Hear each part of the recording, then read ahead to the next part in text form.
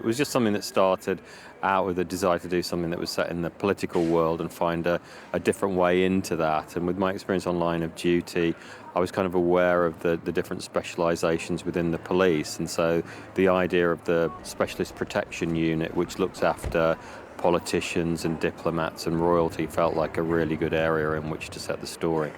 Well, it's something which is built around the character of David Budd, played by Richard Madden. David is someone who had a first-hand experience of the traumas of war. He's got difficulties in his home life as a result of that. Dave. And the premise is that we don't know a whole lot about his motivations. He would appear to be a very highly respected and very proficient police protection officer assigned to Keeley Hawes' character, Julia Montague, who's the Home Secretary.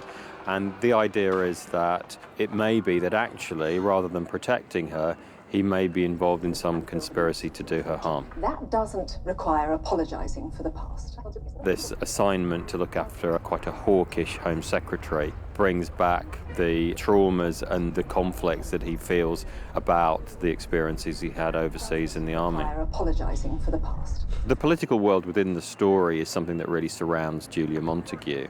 And as a high-ranking cabinet minister, she's obviously at the level where everyone's looking over their shoulder and also looking at the top job of trying to get into number 10. Her deputy is Mike Travis. The chief whip is her ex-husband. They had a bitter breakup. You're making a move for the leadership. Boys, doesn't take a genius to join the dots. She's kind of quite an ambitious figure. We are a target. Someone who's probably more on the right wing of the party in terms of her attitude to security. But what she's caught up with in our story is something called Rt 18, which is a bill that she's trying to get through the House of Commons, which is the regulation of Investigatory Powers Act for 2018. And that's something which is intended to beef up the surveillance powers of the security services.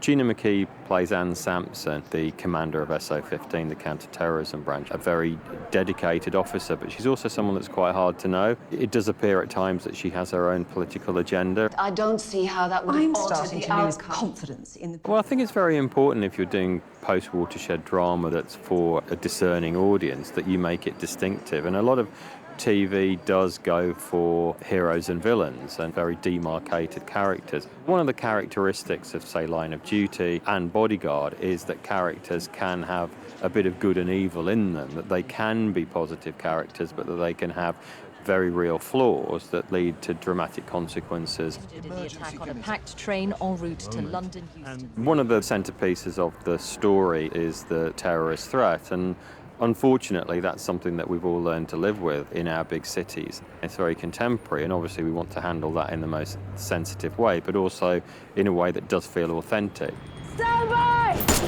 We have a number of big action sequences in the series, and that's really part of the appeal of it, I hope. Received. Get Expo here now!